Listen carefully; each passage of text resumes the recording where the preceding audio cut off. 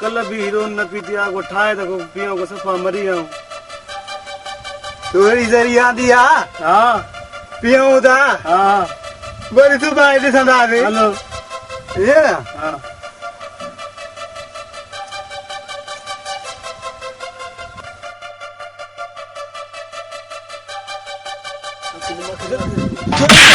जरी अरे आरे जरी मुझे अभी आंधी थोड़ी डरी बेटा चा का ये सब जुलुम करे चली ये अरे हां चा के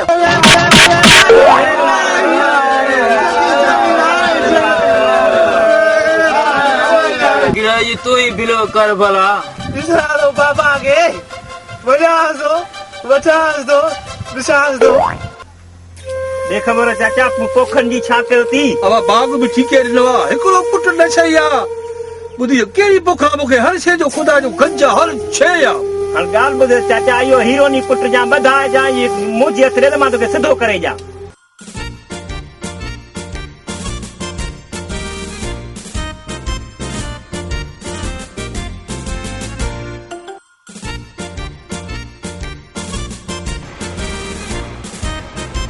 बा 100 रुपया दे वो बा 100 रुपये किलो दे मुरा दोस्त आया ने उन्हें के हीरो अंदर की प्यारे बा यो ही पुट दी जे मुखे तबाह के दी हीरो नी बिकरो बा सतर पुट या मिलकत तो जी आहे मुखे तबाह कई घर मां के तबाह कयो तई मुखो अलग पटी दो मां को अलग पटी दो ये हीरो के खारा तबाह कर पुट जमीना हर कोई समझो वजू ने मनो तबाह दो जद से तो यार साहब दोस्त था चलो पैसा एना कुटी दो मां जो जिंदगी याद कर दी वजू का तो वो बा न दे तू मुखे 100 रुपया ये मिल के ता के रुकाई थी मां बनाए दो कुछ केड़ा बा मां बनाए दो वो बा मां बनाए दो देस चाचा 500 मत आइए न तो यही वनी ट्रपो हिकड़ो पुट दी ये रोज दलका दई 500 कदी दो न बुढ़े दो वजी बुढ़े ये हीरो ने ते बार न कथो करे सच में टपो लो जे होदे दिसे रे वो यो सामू दिसो टपो न दी दो ये दबा न कंदो आसा दे रोज बा जाए पुनु भली दे टपो रे के आहे त मुजो पुट टपो दी दे मा पार दिलो तू मुखो वध कर दिलो दे सा टपो रे जाए पुनु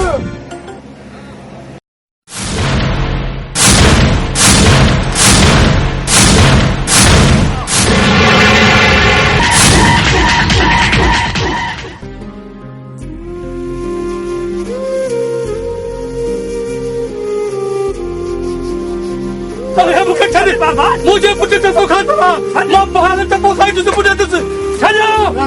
छड़ो मुखे पुट को पुटा मुखे पानी वदो थी तू भी पुटा के मरी विदेशा मारो तो चाहे छा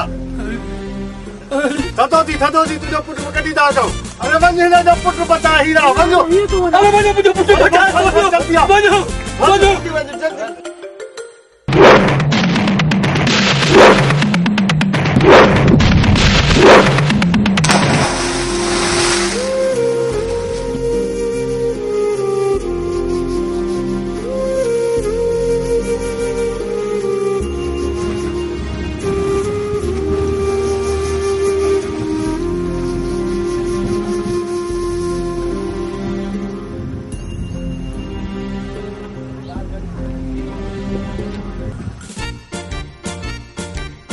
अचो यार हमरा का प्यालो करियो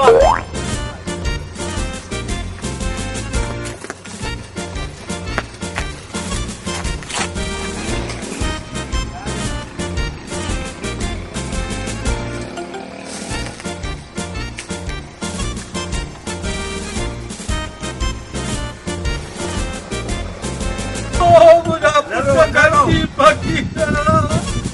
अला मालिक ओ गलती पुछा न रो चढ़ा बाचा तो के शादी करे यार राती भेड़ा पुत्र खोरा जमा नहीं ओ मुझे पुट करती पुछा अरे खलो न रो खरो बड़ो करे बोल दो अरे हीरो के रुपया दो तुझी मां तो मरी थी अम्मा ओ बा